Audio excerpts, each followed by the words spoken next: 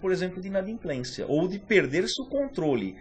Dá tempo da gente fazer correção, qualquer que seja o risco que a gente anteveja. Ok. Caetano, como é que está a participação dos nossos internautas? Olha só, Gilberto, já tem alguns comentários, tem pergunta também. Eu vou fazer aqui 2 comentários e uma pergunta para o Fábio. E o primeiro comentário veio do engenheiro Carlos Kuminski. Ele disse o seguinte: vejo que mais que aumento de renda, houve queda de preços com a queda do dólar. O Mena Barreto comentou aqui: também devemos considerar que o que chamávamos de bens duráveis já não são tão duráveis assim. São muitos produtos lançados no mercado diariamente, atualizando os anteriores. Um telefone celular, por exemplo, com 1 ano de uso, já tem umas 3 gerações de aparelhos à sua frente. Isso influi muito na decisão do consumidor ou do impulso do consumidor. E a pergunta, Fábio, veio do Fabiano, pelo Linha Direta. Ele está perguntando aqui o seguinte: os consumidores da classe C mudaram o segmento do varejo? Quais são as características desse consumidor hoje? Bom, eu vou até fazer comentários sobre os comentários, então, Ótimo, se vocês me permitem. É um fato que os produtos, principalmente os eletroeletrônicos, têm um preço médio menor do que tinham no passado. Também por conta do dólar, mas por conta de uma série de ganhos de produtividade, da importação mais fácil, da produção nacional também. Então é evidente que o preço é um pouco menor. Mas ainda se você for comprar um iPhone, para falar da ponta, nós vamos estar falando em R$ 1.800, R$ 2.000. Então o que importa para o consumidor médio é o crédito. Apesar do preço ter caído, claro, 2.500 é melhor que 3.000 e 2.000 é melhor que 2.500, mas ainda assim, em média, as pessoas vão comprar a prazo. Então tem razão, o preço caiu, mas o crédito é mais relevante ainda do que essa queda de preço. O segundo comentário qual foi? O Mena Barreto, ele falou sobre os bens duráveis. O primeiro... os bens duráveis. Na verdade você comentou sobre, sobre os dois. É que o conceito de bem durável também tem razão. Isso é uma estratégia nova de mercado. Mas se você pegar teu pai, teu avô, as geladeiras duravam décadas em casa. E elas não são mais feitas para isso. O preço também caiu, então é mais fácil trocar. A geladeira antigamente você botava no imposto de renda, era um bem, uma propriedade, né? Hoje não é mais assim. E esse choque de conceitos é até interessante entre gerações. Todo mundo tem uma história interessante sobre isso. As pessoas mais antigas, os mais velhos, se apegam muito aos bens por causa dessa dificuldade de eu trocar de geladeira, de máquina de lavar. Hoje é quase descartável. Mas ainda assim, o conceito de bem durável é o seguinte: se eu usar o meu fogão uma vez, eu não preciso jogá-lo fora e comprar outro no dia seguinte.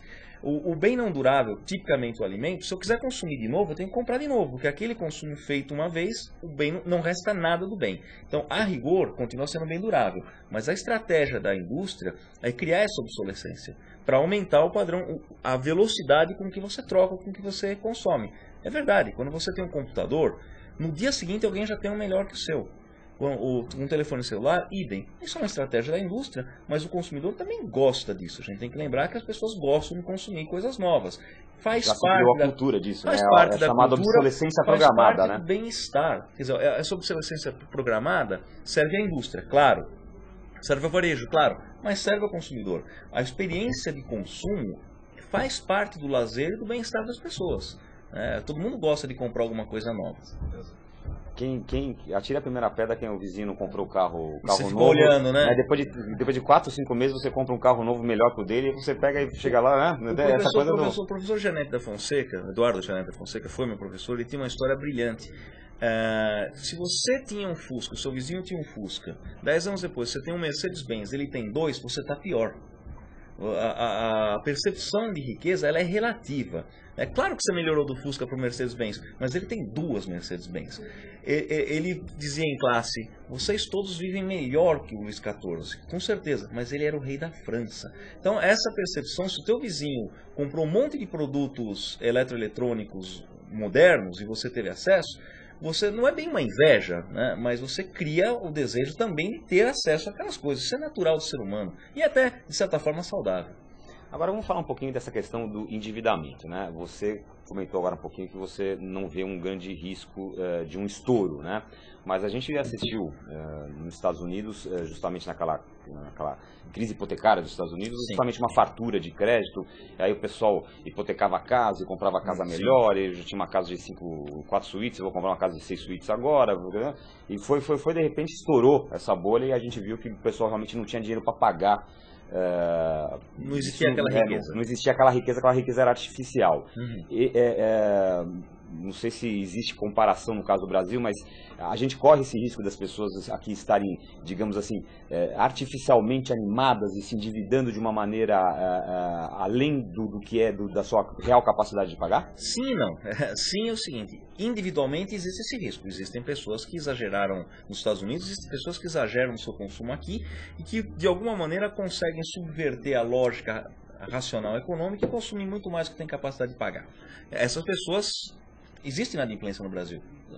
Algumas desses inadimplentes são esses casos onde eu consumi muito mais do que eu poderia. Outros são as pessoas que tinham uma perspectiva de vida e por uma infelicidade acontece ou uma doença em família que custa muito caro, ou eu perco o emprego. Mas existe gente que perde o controle orçamentário. Em termos agregados, a resposta é não. É muito diferente a situação do Brasil da situação americana. Em primeiro lugar, que você conseguia fazer uma hipoteca nos Estados Unidos de uma casa que valia 200 mil e levantar mais dos 200 mil dólares, por exemplo.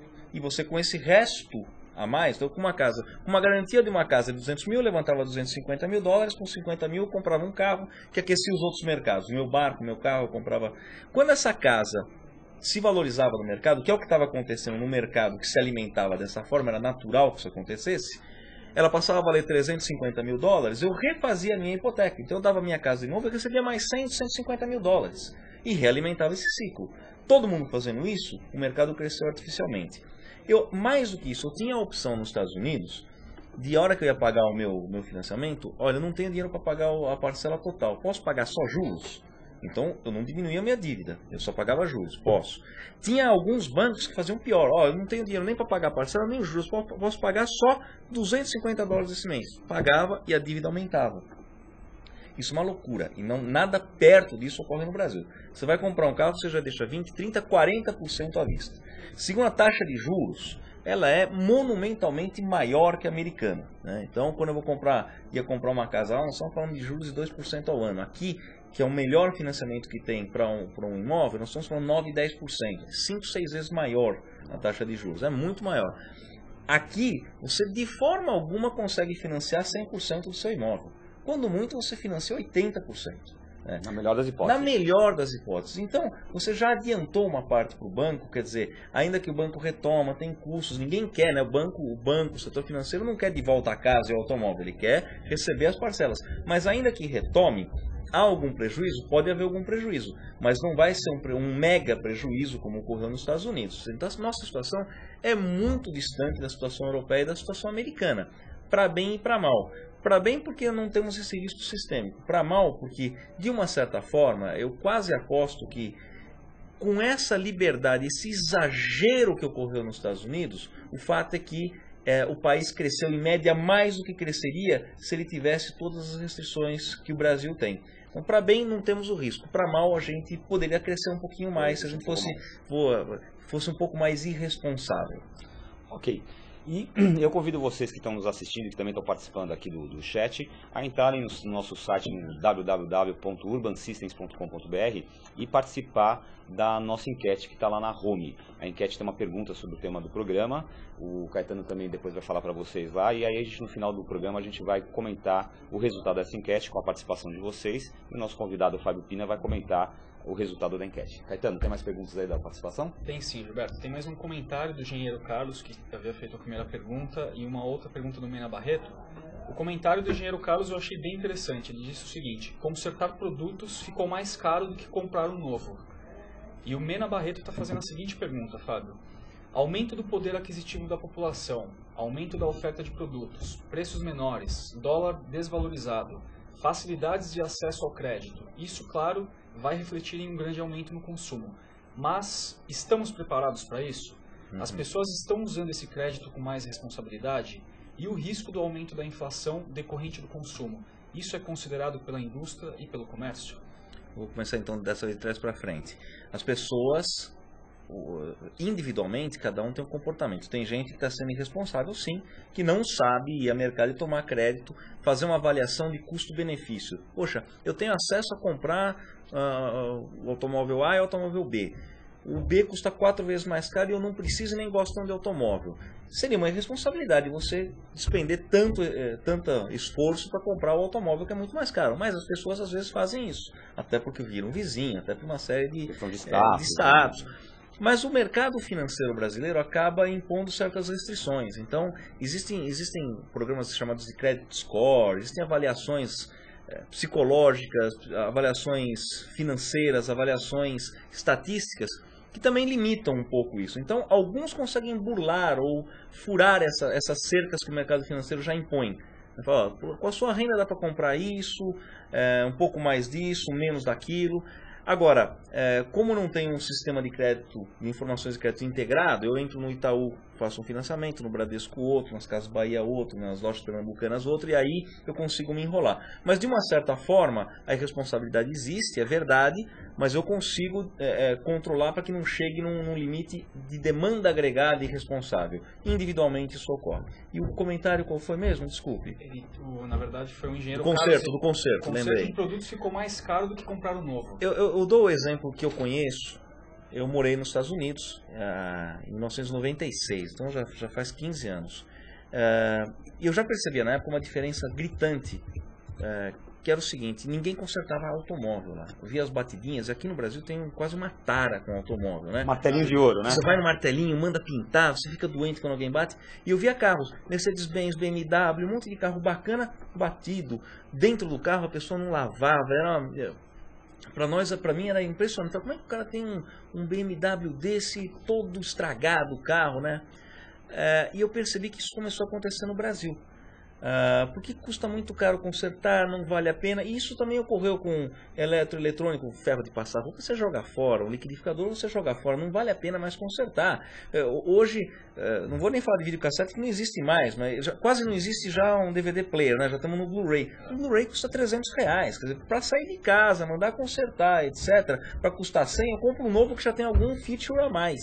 Então isso existia nos países desenvolvidos. Eu conheço os Estados Unidos, mas aposto que no Japão era assim, que na Europa era assim, na Alemanha era assim. Mais vantagem no Japão que o lixo no Japão é riquíssimo. É riquíssimo, pro padrão brasileiro. Pro padrão brasileiro você tem lá a televisão de LCD com 6, 7 meses perdão, de uso, jogada no lixo em pleno funcionamento. E hoje isso está chegando no Brasil, né? E outra coisa engraçada também, acho que um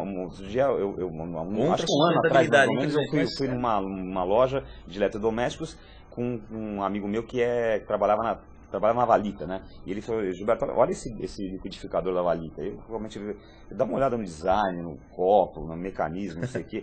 Imagina um projeto, alguém olha design disso hoje, não sei o quê. Custa R$65. Pois é. Aí se quebrar, você vai voltar na loja, pegar a garantia. Um jantar, você jantar fora em São Paulo hoje, você gasta mais por pessoa do que R$65 que custa um liquidificador, que é uma peça que passou por um processo industrial. Então realmente houve um barateamento muito grande. Houve um barateamento, é feito para essa discussão de gerações, fica muito engraçada, ela serve em todas as áreas. No consumo é engraçado, eu falo pro meu pai, ele vai trocar geladeira, mas o que eu faço com essa? Joga fora. Não tem o que você faz com essa. No máximo você doa para alguma casa de caridade, mas se eles aceitarem vir pegar essa geladeira aqui, porque isso custa mais. O que ela gasta de energia, em 4 meses você pagou a nova geladeira, né? Então tem todos esses aspectos que a gente tem que levar em conta. Então é o seguinte, a gente só lembrando aqui a enquete que está na nossa home aqui, a pergunta é a seguinte: a facilidade de crédito pode aumentar o endividamento do consumidor? Tem 3 opções lá para você votar. Sim, é preciso refrear. Ou a segunda opção, em parte, é natural deste momento. E a terceira opção, não. Há espaço para este aquecimento. Entra lá, vota e no final do programa a gente vai comentar aqui. E falando nessa questão, que ele também tocou aqui, acho que foi o Mena Barreto que falou sobre inflação. Tem já algumas correntes falando que esse aquecimento do consumo, essa questão do endividamento tem reflexos numa possível volta da inflação. E a gente já vê de uma certa